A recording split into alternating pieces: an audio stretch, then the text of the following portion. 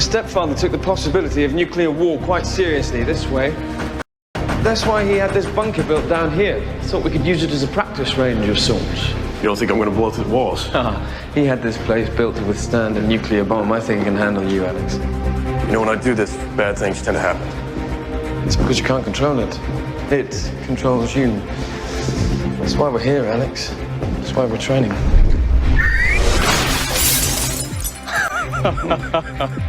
What you're doing is incredible. You're hitting a pitch with sound waves that have the same resonant frequency as the glass. That's why it shatters. But this, it's like any other muscle in the body. You can control it. In each of us, two natures are at war. Robert Louis Stevenson, Jekyll and Hyde. Top marks. The story wasn't really about good and evil, though, was it, Hank? It was about man's animal nature and his struggle to control it, to conform. And it's that struggle which is holding you back. Oh, Jekyll was afraid of what he could be capable of. And you are, too. If you're serious about me doing this, you might want to get back. Nice. Shall I shut the door? Yeah. Whenever you're ready.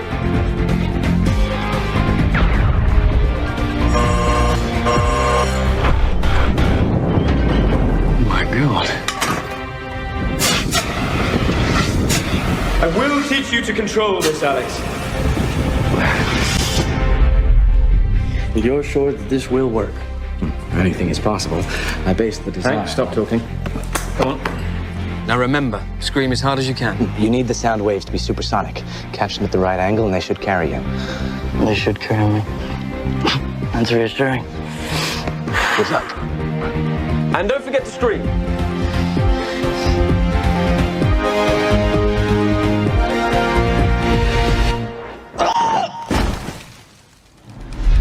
If you want to beat me this time, you'll have to set the beast free. On your marks, get set, go!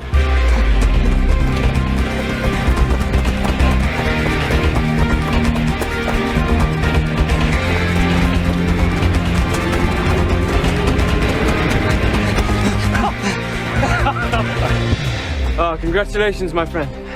Robert Louis Stevenson would have been proud. Impressive, Hank. Feet like those, all you need is a red nose. Right, Bozo? I'm done here.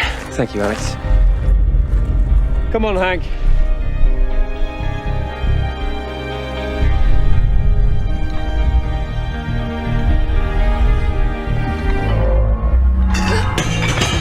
If you're using half your concentration to look normal, then you're only half paying attention to whatever else you're doing. Just pointing out something that could save your life.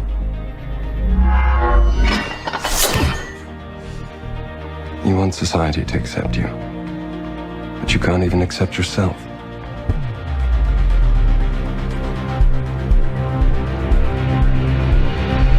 Sexy.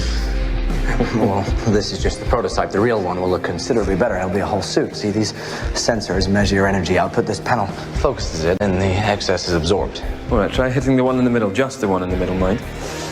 Good luck.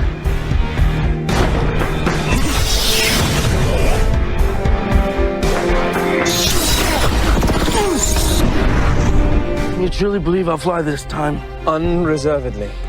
I trust you. Untouched. I don't trust him. Say nothing. I'm gonna die. All right, look, we're not going to make you do anything you don't feel comfortable with, all right? Oh! Eric!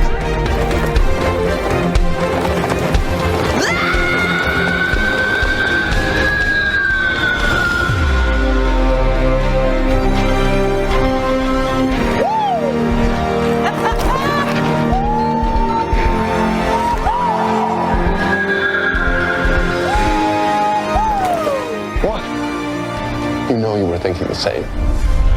Wonderful work, Hank. Thank you very much. All right, Alex, I want you to hit the X and try not to hit me. That's a good chap. You're serious? I'm very serious. I have complete and utter faith in you.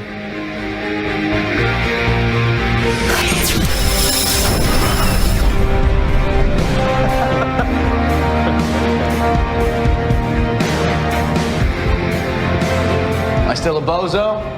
Yes, Hank, you're still a bozo. But nice job. Hello and welcome to the episode 2 of Sequels and Sequences. I'm your host, Megan Tomasoni, That clip we just saw was from X-Men First Class. That's the first movie we'll be talking about today. So yeah, today we're talking about the X-Men prequel movies. Last episode we talked about the original X-Men trilogy, and I'm excited to move on to even more X-Men because it's just awesome. So yeah, like I said, we're gonna start off with a lot of cool movies. So we have X-Men First Class, X-Men Days of Future Past, Apocalypse, and Dark Phoenix. So we're gonna talk about all those today. Fantastic movies. So yeah, let's not waste any time. Let's get into it. So number one, we have X-Men First Class. Such a great movie. Yeah, this is probably I can't choose between X-Men First Class or Days of Future Past as my top one, but they're both really good movies. So just an overview of the movie itself. In the early 1960s, during the height of the Cold War, a mutant named Charles Xavier meets a fellow mutant named Eric Lensier. Despite their different backgrounds, Charles grew up with a wealthy family while Eric lost his parents, and the two became close friends. As the world shakes on the verge of a nuclear war, Charles and Eric, with other mutants like Mystique, as Raven, Beast, Havoc, Banshee, and Darwin and Angel, join forces to save humanity. However, a situation soon tears the friendship apart. So yeah, pretty cool plot of the movie. The movie's even better than the actual plot. I'm kidding. So just a bit of the opening. We've seen this before. The film opens just revisiting a familiar scene from X-Men. We see young Eric being separated from his parents at a Nazi concentration camp. Yeah, this scene was crazy. So it opens same again. His powers first emerge through trauma and rage. This establishes one of the film's biggest themes, and how suffering shapes identity. At the same time, we meet young Charles Xavier, who discovers a shape-shifting mutant named Raven living in his house. This creates the emotional foundation of the film. So Charles believes mutants and humans coexist. Eric believes mutants must protect themselves at all costs. And Raven struggles to find where she belongs. Now we move on to the villain behind everything, Sebastian Shaw. Yeah, I don't like this guy. He's a bad guy. Well, obviously he's the villain, but you're supposed to not like him. He's the villain. Yeah, he's kind of like the main antagonist. But Shaw was the Nazi scientist who experimented on Eric as a child. He intentionally pushed Eric into displaying mutant abilities, and he believes mutants are the next stage of evolution and wants humanity replaced. This personal connection makes Shaw more like a generic villain, and he becomes the embodiment of Eric's trauma, which makes sense. But in the end, it turns it's pretty good. But I don't know why I did that. So now Charles and Eric finally meet. Honestly, just a great scene. They're always playing chess. I love that. They have like their hobby together. Working with the Central Intelligence Agency, Charles tracks down Eric while Eric is hunting Shaw. Another key moment, there's a scene in the bar where Eric confronts former Nazis in Argentina. It's quite brutal actually, but it's efficient. This scene shows how skilled Eric has become, how consumed he is by revenge, and Michael Fassbender's version of Magneto. I love his version of Magneto. Even like James McAvoy's Charles Xavier, that's a whole other topic, but just great. And then they form their partnership, which is probably one of my favorite scenes in the movie. I just love this picture too. I had to add it because it's really cool. So Charles convinced Eric to join him, and they become genuine friends. They respect one another, and we see their relationship before ideology tears them apart. And that's when they recruit the first X-Men. There we go. The team. So yeah, Charles and Eric begin recruiting mutants. Hank McCoy as Beast, Alex Sumner as Havoc, Sean Cassidy as Banshee, Armando Munoz as Darwin, and Angel Salvador as Angel. This part almost feels like a superhero coming of age story, as everyone learns, like as they learn to use their powers. So yeah, I love that team. And then we move on to Magneto's coin training. In one of the movie's most iconic scenes, Charles teaches Eric that true power comes from focus rather than anger. So using a small satellite dish and a coin, Eric learns finer control of magnetism. Charles encourages emotional balance. For a brief time, Eric seems capable of becoming something other than Magneto. And this scene just, it really, like, shows their friendship in a cool way. Because they want to help each other, right? And that's another version of friendship that we don't see too often. But, and then we move on to Mystique's identity crisis. It's not, Mystique, played by Jennifer Lawrence, by the way. She plays it very well. But yeah, she kind of has like an emotional bit in the storyline. Mystique's real name, if you didn't know, becomes increasingly frustrated with hiding her true appearance. So Charles encourages her to blend in, but she's concerned about society's fear of mutants, which is understandable, but I don't know, it's you. Just, show you. While Eric tells her mutant and proud, which also makes sense. This simple idea has a big influence on Raven. It becomes the first step toward her eventual break from Charles, which was kind of a letdown. But I don't know, it's hard to go both ways, but you want to go to both ways, and it's hard when society doesn't accept mutants for who they are. So yeah, you gotta choose. And now, unfortunately, we see the death of Darwin. So yeah, this was like, look at that, that's crazy. Like, he's just crumbling. It was just such a shocking moment. Shaw kills Darwin by forcing energy into his body. You know how crazy that is? It just happened so sudden. I just did not expect it, even just watching it. The moment serves several purposes, like raising the stakes. It shows Shaw's power also. It gives the young mutants a personal reason to fight. And it's also the point where the conflict becomes deadly serious, which makes sense because, they just killed one of their teammates.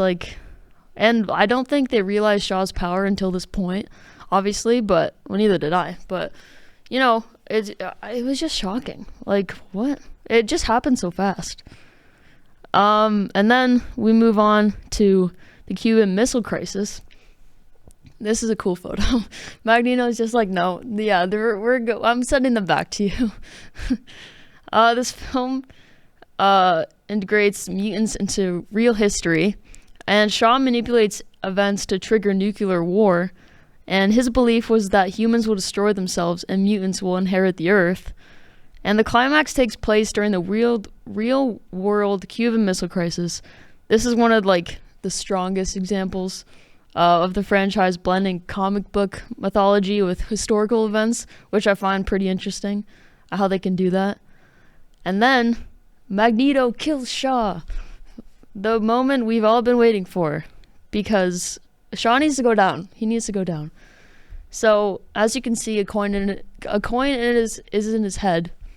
But using the same coin that Shaw used to torment him as a child, Eric slowly pushes it through Shaw's head with his powers, and Charles experiences the murder telepathically, and revenge is achieved. But victory also comes at a cost. This is the moment Eric fully embraces the darker path. But that's Charles is paralyzed, guys. Now we know how Charles Xavier loses the feel in his legs.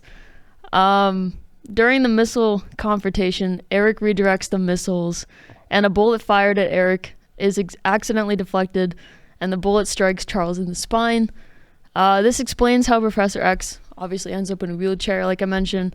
It's definitely one of the most tragic because it happens during the collapse of their friendship. But before that, after Shaw is defeated, both American and Soviet forces decide mutants are the real threat. And after that, Eric finally becomes Magneto. So I really like this photo. I wanted to add it because it's just awesome. Because, I know he's like evil-ish, but why not? This film ends with Eric fully becoming Magneto.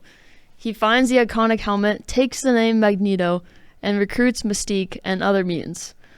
Meanwhile, Charles begins building Xavier's school, and the two friends finally start on opposite sides of mutant history. So, sorry if that was a little fast, but one thing that I kind of wish, obviously we knew from the X-Men original trilogy is how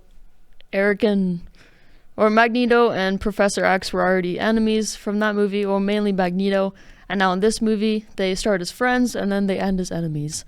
So we kind of see that from their younger point of view, which is kind of cool. But yeah, I overall love this movie. It was great seeing the younger cast, and I liked Magneto and Professor X's dynamic. Like the revenge versus coexistence is definitely one of the best relationships I've seen.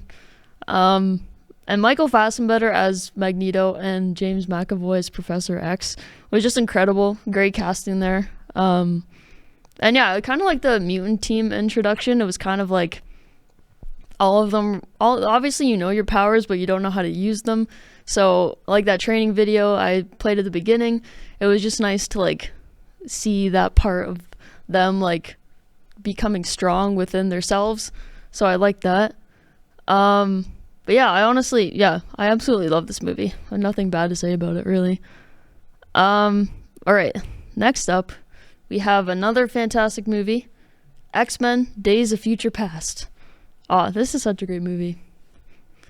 But yeah, let's have an overview of that.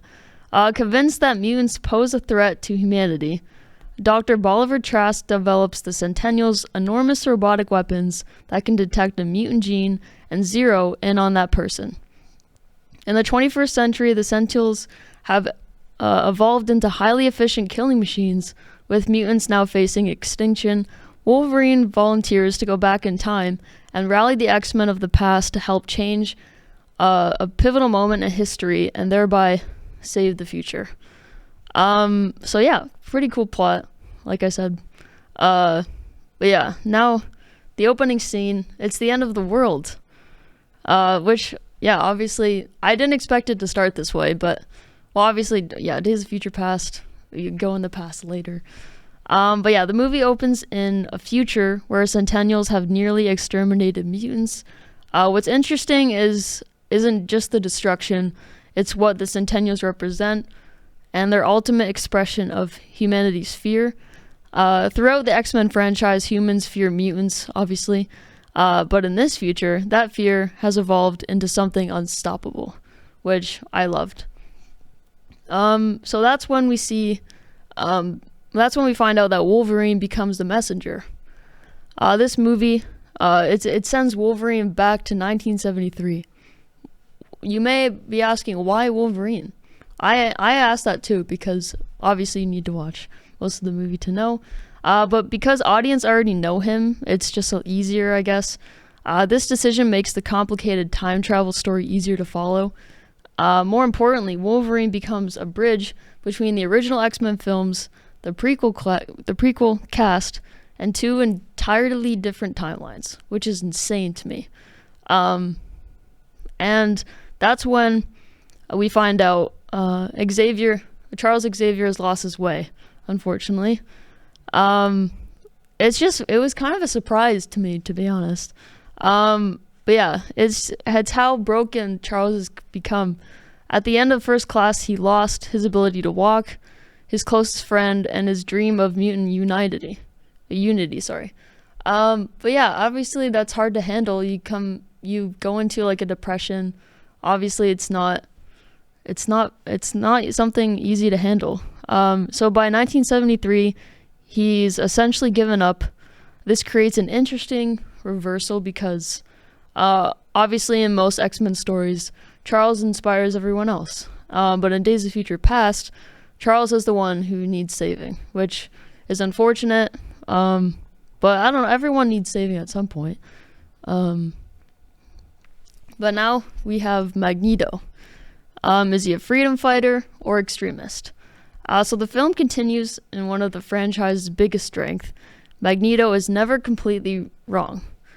Eric believes mutants are under threat, and the future proves he's correct.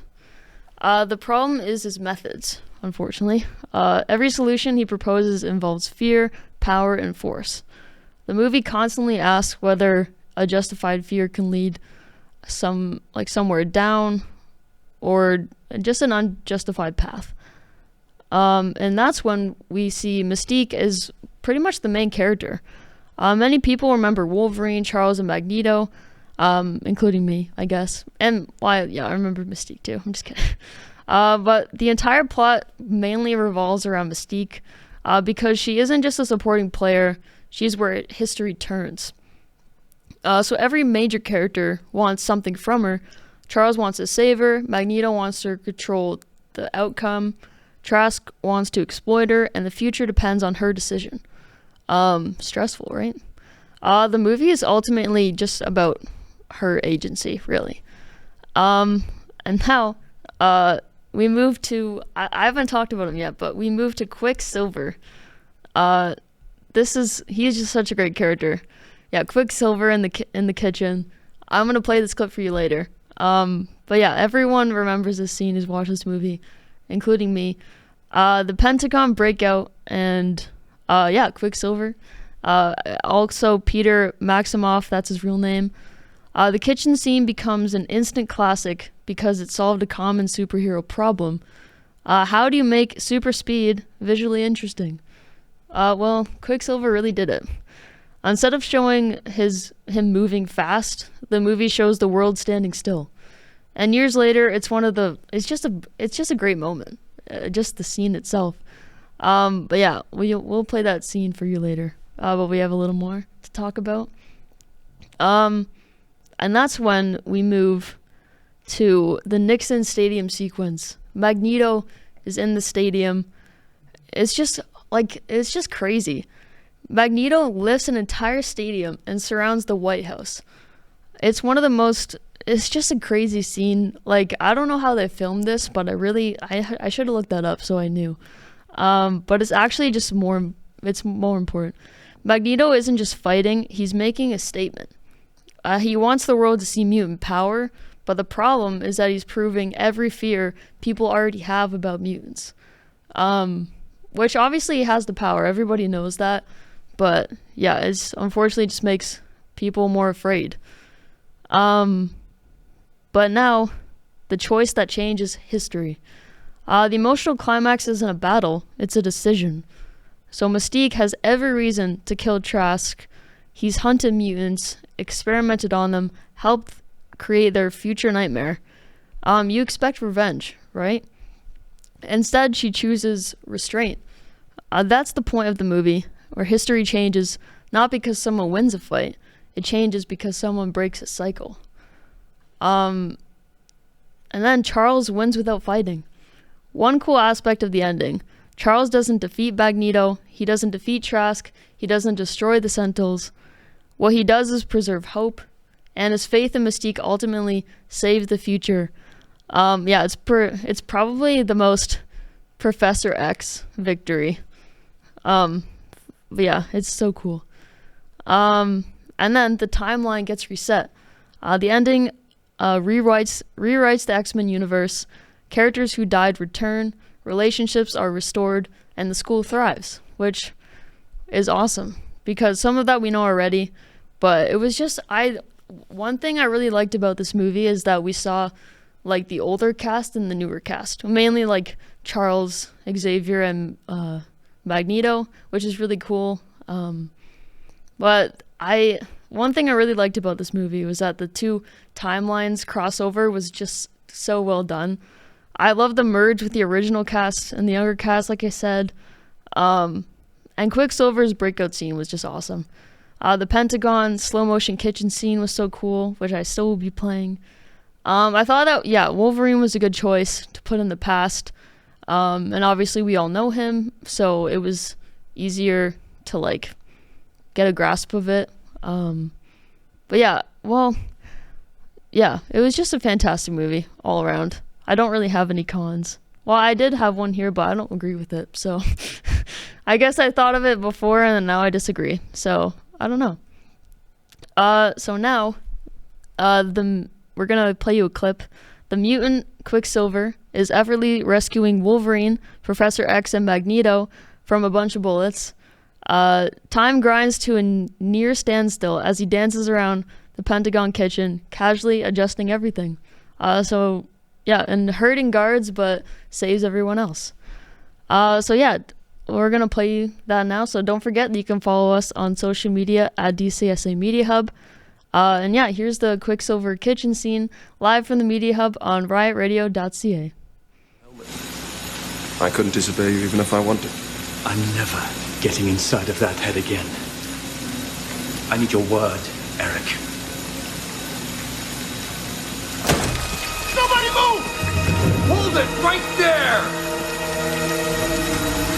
Charles? Don't move! Hands up, or we will shoot! Freeze him, Charles. I can't. Hands up!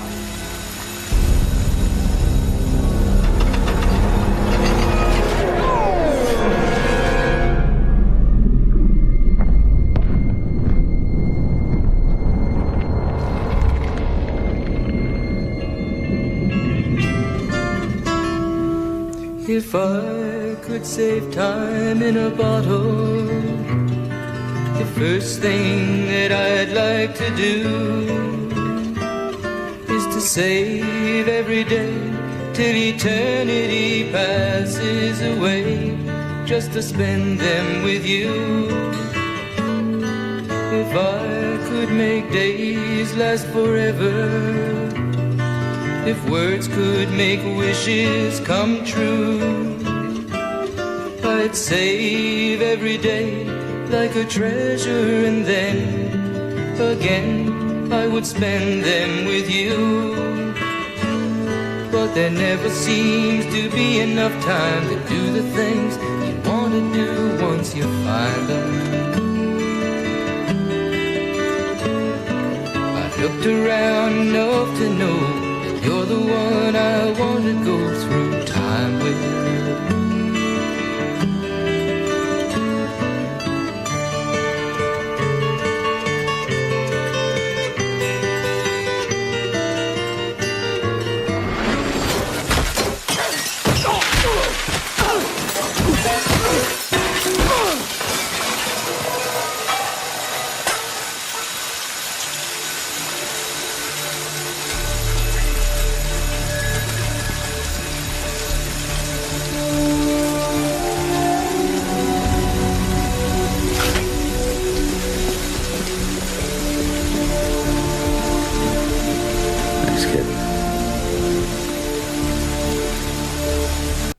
Welcome back to Sequels and Sequences. I'm your host, Megan Tomasoni. And yeah, that was the Quicksilver kitchen scene from Days of Future Past. I just love that scene. Like, I love how, like I said before, they changed it to just like not him moving fast, but just everything else moving slow so he could move fast. Like, it was kind of just the opposite, and it was just cool to see. But yeah, that's X-Men Days of Future Past. Yeah, it's just such a great movie. So now we're moving on to the third movie, X-Men Apocalypse. This is a good movie too. It's not my favorite, but it's I still like the younger cast. I really do. So just a little overview. Worshipped as a god since the dawn of civilization, the immortal Apocalypse becomes the first and most powerful mutant. Awakening after thousands of years, he recruits the disheartened Magneto and other mutants to create a new world order. As the fate of Earth hangs in the balance, Professor X and Raven lead a team of young X-Men to stop their seemingly invincible nemesis from destroying mankind. So yeah, pretty pretty hectic, but fun. I'm just kidding. So obviously we start with Apocalypse, the villain, as an idea. The most interesting thing about Apocalypse isn't really his powers, it's his worldview. Apocalypse sees history as a cycle, the strong rise, the weak fall. Civilization collapses as the strongest survive. But in his mind, he's not evil. He's nature, he's evolution. That's what makes him different from villains like Magneto or Sebastian Shaw. He doesn't want to rule the world, he just wants to remake it. Which I feel like I really like that kind of like, not villain swap, but I like he's different and like in a cool way. So what also one of my favorite parts of this movie is we see Charles become the professor, which it was awesome. So for 3 movies, we've watched him evolve. So from First Class, he's just an optimistic dreamer. From Days of Future Past, he's broken and delusioned. And now Apocalypse, he's a leader and a teacher. His school is thriving, students trust him. He's become the mentor he's always wanted to be, which it was great to see. Because obviously from the original X-Men trilogy, we saw that, but obviously him older. But yeah, it was just nice to see that like come together. So now the next generation, we see the next generation. So of the young X-Men team, I kind of like this photo. This film quietly functions as an origin story for the younger X-Men team. We meet younger version of Cyclops, Jean Grey, Nightcrawler, and Storm. What's interesting is that they're all dealing with the same challenge. Learning who they are, where the older films focused on mutant politics. I like that this movie focuses more on mutant identity. And I also just really like the younger cast because, I like both casts. It's just hard to pick one, you know? And that's when Cyclops finds his purpose. So Scott is often remembered as the guy with laser eyes, which makes sense, but obviously he's a mutant. But this movie treats him differently. His power first appears as something frightening and uncontrollable. He's obviously terrified, embarrassed, and lost. Then he discovers Charles Xavier's school and finds people like him. It's kind of a really good example of the X-Men core metaphor, which is finding a community that accepts you. Obviously, Charles Xavier's school is that place. But then we find out Magneto's endless tragedy. If there's one character who carries the emotional weight of this movie, it's definitely Magneto. After Days of Future Past, he finally tries to live peacefully. He has a wife, a daughter, he has a normal life. Then it's all taken away again. This is important because it reinforces the central tragedy of him. Every time he begins believing in humanity, humanity just gives him a reason not to. It's unfortunate, but whether viewers agree with Magneto or not, the movie works hard to make us understand him. So now we find out why Apocalypse chose Magneto. Apocalypse doesn't just recruit random people. Like I said before, he's kind of his own villain, and he recruits wounded people, and Magneto feels broken, so that's why. Apocalypse understands something many villains don't. People are easiest to influence when they're grieving, and that's why Magneto becomes more important. And that's when, maybe not MVP exactly, but Quicksilver remains the MVP.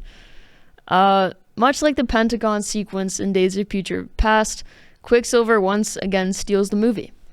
While Apocalypse is focused on destroying the world, Quicksilver is focused on saving individual people. Obviously, in this scene, Havoc accidentally blew down, it just destroys the Xavier school. So as you can see, Quicksilver is saving 2 people there, but he saves everyone except for Havoc. I feel like you could try a little harder. I'm just kidding. Well, it's good that he saved everyone else, but just one more person, that's it. I feel like So Havoc obviously dies. It sucked. It really did suck. But yeah, I like Quicksilver, but come on, man, just one more person. That's it. And then that's when, moving on from that, Jean Grey is the real secret weapon. I'm glad that we have Jean Grey again, obviously, like younger Jean Grey, obviously. But the film it hints a lot that Jean is more powerful than anyone realizes, but she's scared by her abilities, which makes sense. She has nightmares and suppresses part of herself, and by the finale, Charles tells her to stop holding back. The result is the first major appearance of the Phoenix power in the reboot timeline. The key takeaway is Apocalypse spends the entire movie searching for ultimate power. Meanwhile, that power has been sitting in Xavier's skull all along, which is crazy to me. And now, the final battle isn't about strength. First of all, I just love this. I just love this shot. It's just so cool. Yeah, Apocalypse's greatest weakness isn't power, it's arrogance. He assumes he can control everyone and assume he's the future, and the X-Men work together and defeat him. Yeah, it's all victory built on trust rather than domination, which I find really cool. And then, yeah, once Mystique, now moving back to Mystique for a little bit. Mystique's surprising role. So one of the more controversial aspects of the film is how much importance, or how Mystique is really important. She's become a legend. Young mutants admire her because they view her as a symbol. What's interesting is that Raven herself seems uncomfortable with that role because she never wanted to really be a hero. But the world kind of turned her into one, but for a good reason. Now, by the final scene, the franchise has finally assembled its classic team. We now have Cyclops, Jean Grey, Nightcrawler, Storm, Beast, Mystique, and Professor X. You can't, that's awesome. The students have become X-Men, the teachers have become legends, and the next generation is they're ready to take over, which was, I loved it. So yeah, I did like this movie. It's not, I prefer First Class and Days of Future Past, but it doesn't make this film any worse. But I thought, actually, Oscar Isaac played Apocalypse. I found that out before watching the movie, but even if I found out after, I would have been like, oh, I had no idea. But I thought he was a great choice. He played it really well. I like the introduction of the X-Men, like the younger X-Men, like Cyclops, Jean Grey, Nightcrawler. But compared to First Class or Days of Future Past, yeah, it's not. I like those movies a lot more, but still a great movie, and I recommend it. So now, moving on to our last movie, but doesn't mean it's bad. It's a great movie, guys. Dark Phoenix. That's a cool cover too. Now just an overview about the movie. The X-Men face their most formidable and powerful foe when one of their own, Jean Grey, starts to spiral out of control. During a rescue mission in outer space, Jean is nearly killed when she's hit by a mysterious cosmic force. Once she returns home, this force not only makes her infinity more powerful, but far more unstable. The X-Men must now come together to save her soul and battle aliens that want to use her new abilities to rule the galaxy. That's a crazy plot, but it's honestly just so good. So now, the introduction, the end of the prequel era. Dark Phoenix serves as the final film in the X-Men universe, or I guess the Fox's X-Men universe. So by this point, the X-Men are national heroes, mutants are more accepted than ever, and Charles Xavier's dream seems closer than it's ever been. So realistically, that's exactly when everything begins to fall apart, unfortunately. And one of the film's central ideas is that success can create blind spots. The X-Men aren't dealing with external hatred anymore. They're dealing with mistakes that they've made themselves. So that's when we move to the space rescue mission. This film opens with a major milestone for the X-Men. I honestly really like this scene. I thought like the action sequences were cool, were really, really cool. So the team is sent into space, a shuttle crew is stranded, and the X-Men launch a rescue mission. This is like really important because it shows how much things have changed since First Class. Mutants are no longer hiding. Governments call them for help, which is crazy. But Charles feels like this, like proof that his dream is working. But for others, it may be proof that he's becoming a little too comfortable. And that's when Jean absorbs the cosmic force. So during the rescue, a mysterious cosmic energy just basically just goes into Jean, and everyone expects her to die. But she actually survives, which I was happy about. Her powers begin just increasing dramatically. Something inside her starts changing.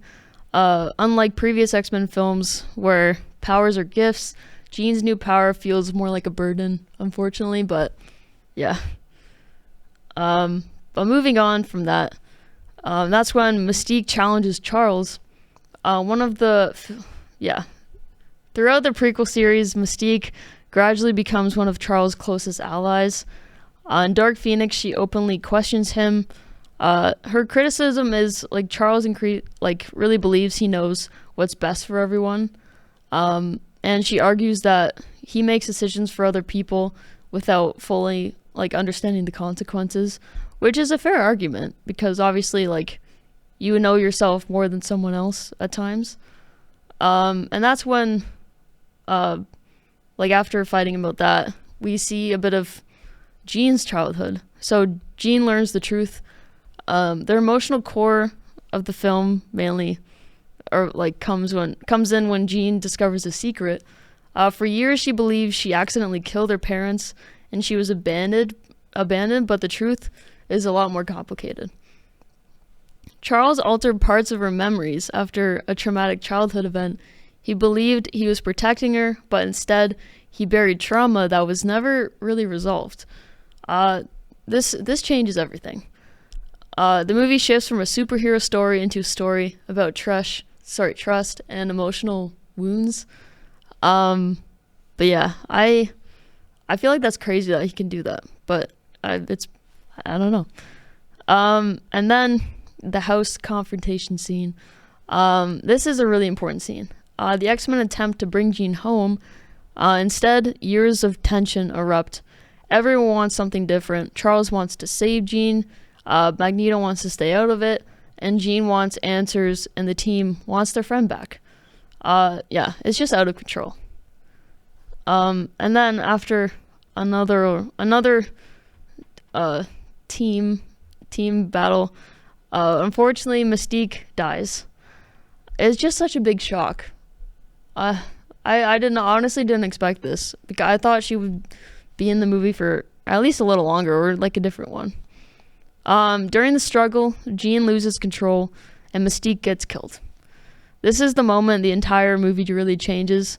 For the first time, the X-Men lose someone central, and Jean realizes the damage she's capable of causing, and Charles must confront the consequences of his choices too. But yeah, it was unfortunate. And then that's when Beast turns against Charles. After Mystique's death, Hank McCoy, also known as Beast, becomes one of the movie's most emotional driven characters pretty much. His grief turns into anger for I think the first time. And he blames Charles directly. This is significant because Beast has often been one of Charles's loyal supporters. And the movie just asks a lot whether good intentions excuse harmful outcomes. Which I like that question because it's a tough answer. And I don't know if I'm pronouncing this right, but I'm gonna call her Vuk. She's scary, okay? She's actually so scary. But yeah, the film introduces Martian beings led by Vuk. Their interest in Jean is the cosmetic force inside her. that represents unimaginable power.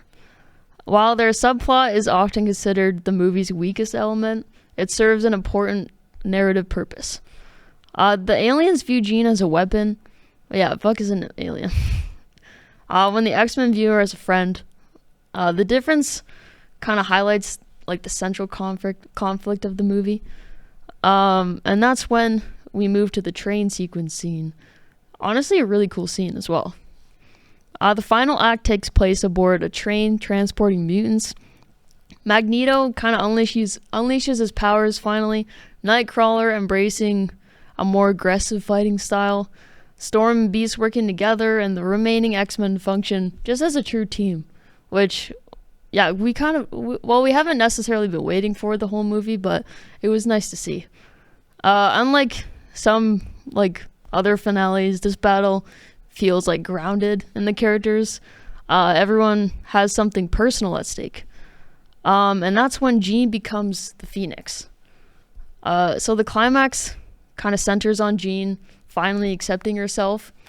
For most of the movie, she obviously fears her powers, fears her anger, and her trauma. In the finale, she stops fighting those parts of herself. Instead, she integrates them. The Phoenix isn't defeated, it's embraced. And that's kind of like the crucial distinction.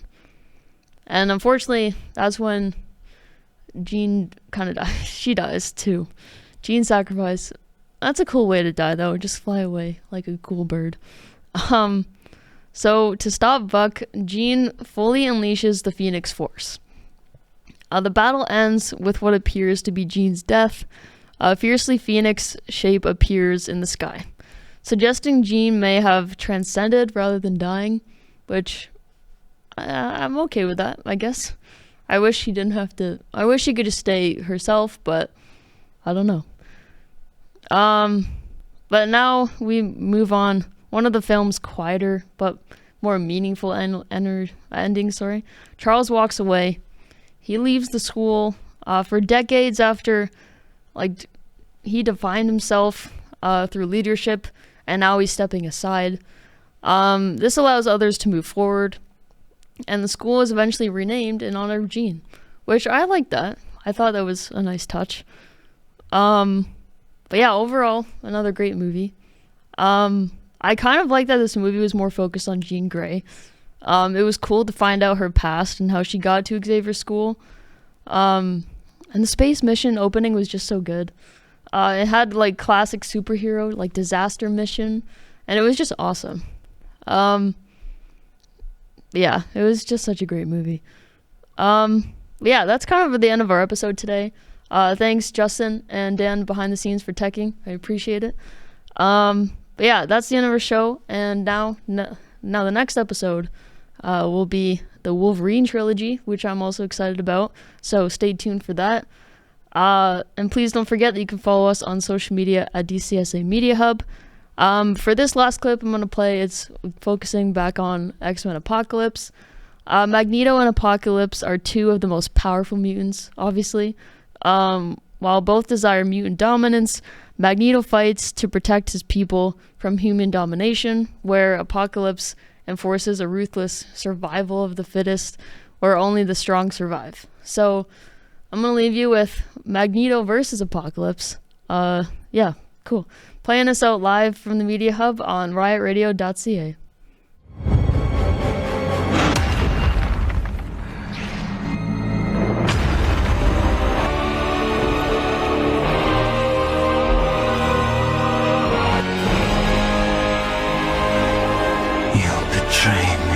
No. I betrayed them.